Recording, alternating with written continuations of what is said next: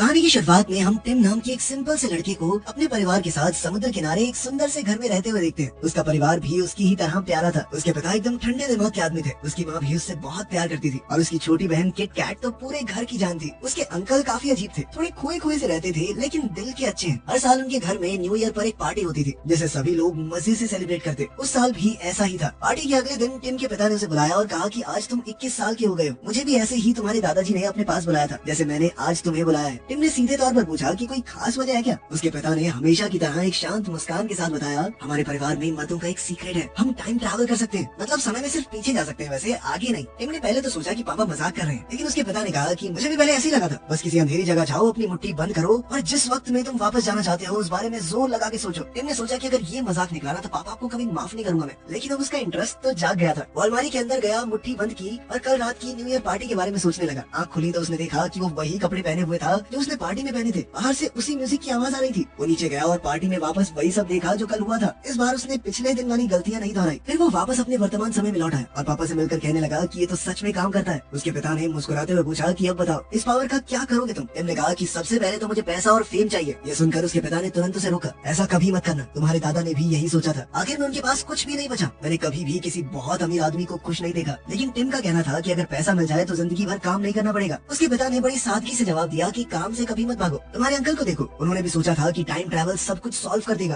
और क्या वो ऐसा कर पाए। आज उनकी हालत कितनी बुरी है सब जानते हैं। टिम उनकी बातों को ध्यान से सुन रहा था। फिर उसके पिता ने एक आखिरी बार उसे कहा कि इस ताकत को किसी खास चीज के लिए इस्तेमाल करो, किसी ऐसे काम के लिए जो वाकई जरूरी हो। अब टिम ने सोचा कि मैं इस ताकत को सबसे पहले प्यार ढूंढने के लिए इस्तेमाल करूंगा।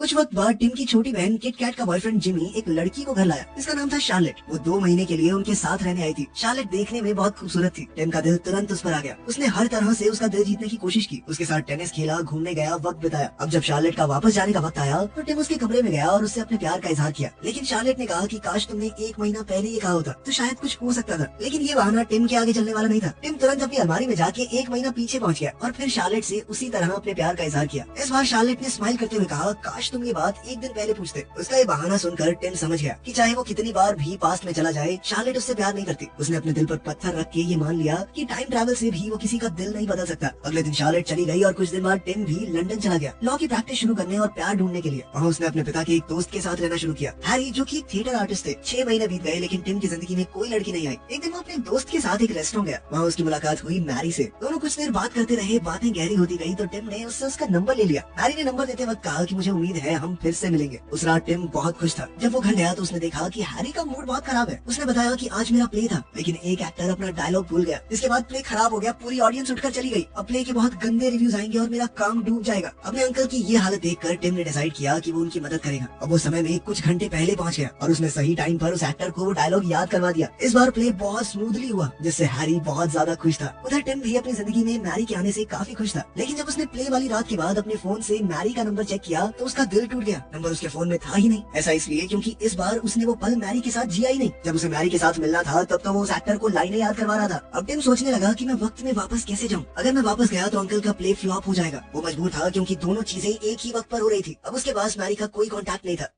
एक दिन अखबार पढ़ते हुए उसे याद आया कि मैरी को केट मॉस काफी पसंद थी और वो एक आर्ट गैलरी में काम करती थी। टिम तुरंत उसी गैलरी में गया और 1 हफ्ते तक हर दिन उसका वही इंतजार करता रहा। 1 हफ्ते बाद मैरी वहाँ आई, लेकिन जब टिम ने उससे बात करने की कोशिश की तो उसने टिम को पहचाना ही नहीं। मैरी के लिए ये उनकी पहली मुलाकात थी और टिम के लिए दूसरी। टिम ने यूं ही उसे और उसकी फ्रेंड को कॉफी के लिए बुला लिया और वो दोनों उस वक्त मान भी गई। कॉफी टेबल पर बात करते हुए टिम ने मैरी से पूछा कि तुम्हारा कोई बॉयफ्रेंड है क्या। मैरी ने एक मुस्कुराहट के साथ बताया कि 1 हफ्ते पहले ही बना। टिम ये सुनकर चौंक गया और कहने लगा कि ऐसा नहीं हो सकता। मैरी को ये सवाल बहुत अजीब लगा। उनकी बातें आगे बढ़ती इससे पहले ही मैरी का बॉयफ्रेंड वहाँ आ गया। उसका नाम था रूपर्ट। टिम ये देखकर बिल्कुल खुश नहीं था, लेकिन फिर भी उसने नॉर्मल एक्ट करने की कोशिश की और पूछा कि आप दोनों की मुलाकात कहाँ हुई। मैरी ने बताया कि एक बोरिंग सी पार्टी में। और वो पार्टी कहाँ थी। मैरी की फ्रेंड ने बताया कि वो पार्टी उसके घर पर थी। टिम ने थोड़ी बेसब्री दिखाते हुए मैरी के दोस्त का एड्रेस पूछा। ये सुनकर मैरी और उसकी दोस्त को थोड़ा अजीब लगा, लेकिन टिम ने बात संभालते हुए कहा कि उसे चीजें डिटेल में जानना अच्छा लगता है। ये सुनकर उसकी दोस्त ने एड्रेस दे दिया। टिम तुरंत समय में पीछे जाकर उस पार्टी के वक्त वहाँ पहुँच गया। जब वो वहाँ पहुँचा तो पार्टी चल रही थी पर रूपर्ट अभी आया नहीं था। मैरी एक कोने में अकेली खड़ी थी। वो थोड़ी उदास लग रही थी। टिम उसके पास गया गया और उससे वही बातें करने लगा जो उसे पसंद थी। मैरी के लिए वो उससे पहली बार मिल रहा था, लेकिन वो मैरी से 2 बार पहले मिल चुका था। उसने कहा कि मुझे भी केट मॉस बहुत पसंद है और मुझे पता है तुम इस पार्टी में बोर हो रही हो। मैरी थोड़ा हैरान हुई पर उसकी बातों से इम्प्रेस हुई। उसने भी कहा कि हाँ ये पार्टी बहुत बोरिंग है, कहीं बाहर चलेंगे। वो दोनों पार्टी से बाहर निकल गए। उधर बेचारा रूपर्ट अब एंट्री ही मार रहा था पार्टी में, लेकिन वो कहाँ जानता है जो उसकी गर्लफ्रेंड बनने वाली थी उसे तो कोई और ही ले गया। लेकिन इस बार टिम सब कुछ बदल चुका था। बाहर डिनर के बाद टिम ने मैरी को घर पर ड्रॉप किया। दोनों के बीच नजदीकियां बढ़ती गई। वो दोनों एक दूसरे के काफी करीब आ गए, लेकिन चीजें टिम ने जैसी सोची थी वैसी नहीं हुई। तो टिम ने सोचा कि एक और बार करके देखते हैं। वो समय में पीछे गया और उस रात को बार बार जीने लगा जब तक वो बिल्कुल परफेक्ट नहीं हुई। अब उसने मैरी को पूरी तरह से इम्प्रेस कर दिया था। वो दोनों एक दूसरे को हर रोज फोन मिलाने लगे। समय के साथ उनका प्यार गहरा होता गया। टिम को ये महसूस होने लगा कि मैरी ही वो लड़की है जिसके साथ वो अपनी जिंदगी गुजार सकता है। कुछ वक्त बाद टिम ने मैरी को शादी के लिए प्रपोज कर दिया। मैरी ने बिना किसी झिझक के हाँ भी कह दिया।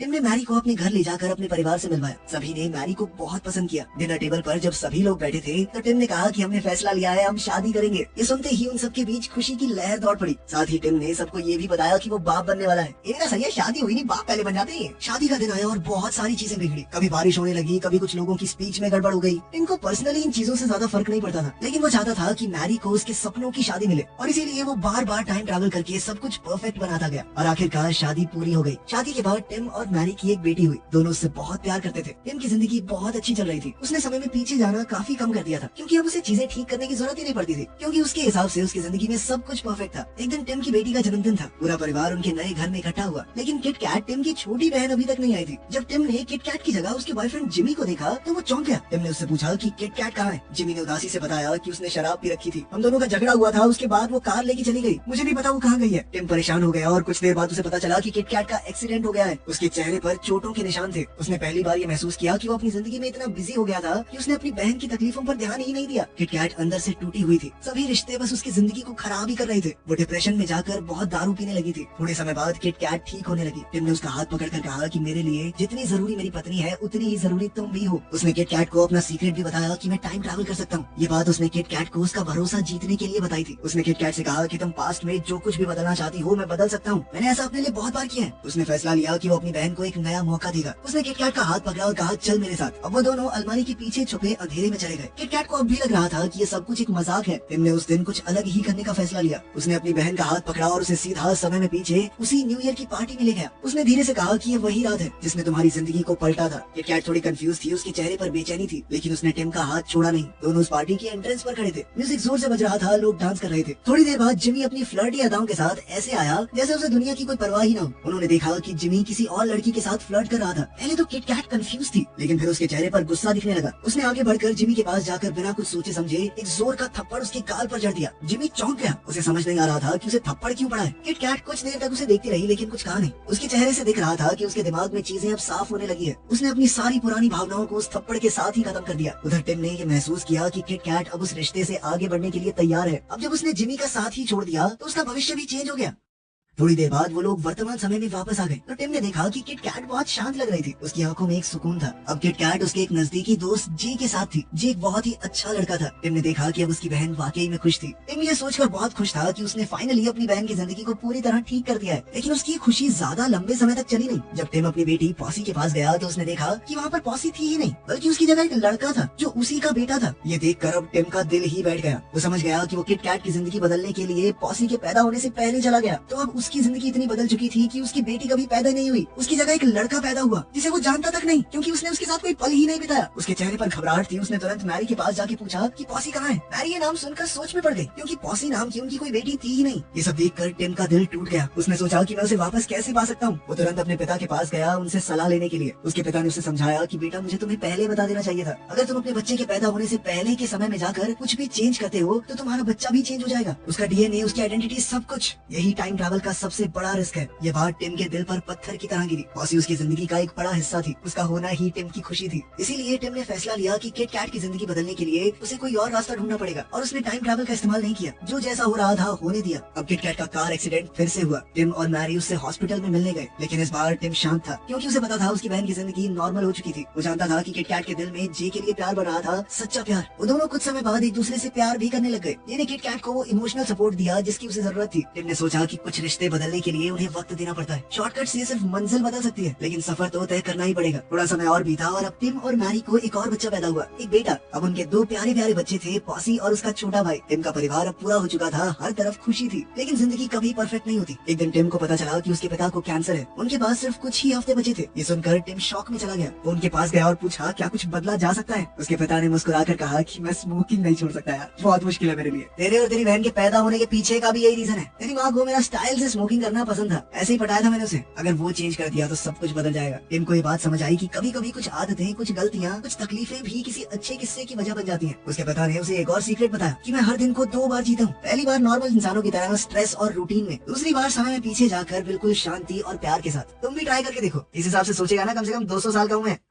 खैर टिम भी वैसा ही करने लगा। वो हर दिन को 2 बार जीने लगा। पहली बार आम लोगों की तरह, दूसरी बार पूरी खुशी के साथ। इस तरह हर एक लम्हा उसके लिए सपने जैसा हो गया। लेकिन एक दिन ऐसा आया जो टिम फिर से जीना नहीं चाहता था। उसके पिता की मौत का दिन। वो दिन बहुत बुरा गुजरा। मैरी ने उसे समझाया, उसके कंधे पर हाथ रखा। वो इतना जानता था कि वो वापस जाकर अपने पिता से एक बार मिल सकता है, और वो करता भी था। जब कभी उसका मन उदास होता, वो समय में पीछे जाता, समुद्र के किनारे वॉक करता और अपने पिता से बातें करता। उनके साथ वो पल दोबारा से जीता। फिर एक दिन मैरी ने अचानक कहा कि टिम, मुझे एक और बच्चा चाहिए। ये सुनकर टिम चुप हो गया। उसके मन में तुरंत एक सोच आई, अगर एक और बच्चा पैदा हो गया तो वो फिर अपने पिता से कभी वापस नहीं मिल पाएगा। उसने अपनी भावनाओं को छुपाया और कहा कि ठीक है। मैरी प्रेग्नेंट हो गई और टिम ने फैसला लिया कि मैं एक आखिरी बार अपने पिता से मिलूंगा। उस समय में पीछे गया और अपने पिता से कहा कि अब मैं वापस नहीं आ पाऊंगा, ये आखिरी बार है। उसके पिता ने उसका हाथ पकड़ा और कहा कि आओ मेरे साथ, एक बार तुम्हारे बचपन के दिनों में चलते हैं। अगर हमने कुछ बदला नहीं तो कुछ गड़बड़ नहीं होगी। वो दोनों समुद्र के किनारे गए जहाँ टिम एक छोटा बच्चा था। दोनों ने मिलकर रेत का महल बनाया, लहरों से खेलते रहे। उस पल में सिर्फ प्यार था, ढेर सारा प्यार। ये पल वक्त से परे था। इसके बाद टिम वापस वर्तमान में आया और उस दिन के बाद उसने टाइम ट्रैवल करना छोड़ दिया। वो हर दिन को एक तोहफे की तरह जीने लगा, हर पल में खुशी ढूंढने लगा। एक चाय की चुस्की, एक पुरानी धुन, पॉसी की ड्राइंग्स, मैरी की आंखों का नूर, सब कुछ उसे बेशकीमती लगता था। और इसी के साथ टिम की कहानी यहीं खत्म हुई। एक ऐसा इंसान जिसका वक्त के ऊपर भी जोर चलता था, लेकिन आखिर में खुशी उसे वक्त को अपना कर ही मिली। आपके पास ऐसी सुपर पावर हो तो आप पास्ट में जाके क्या बदलेंगे, कमेंट्स में जरूर बताना। मिलते हैं अगली वीडियो में।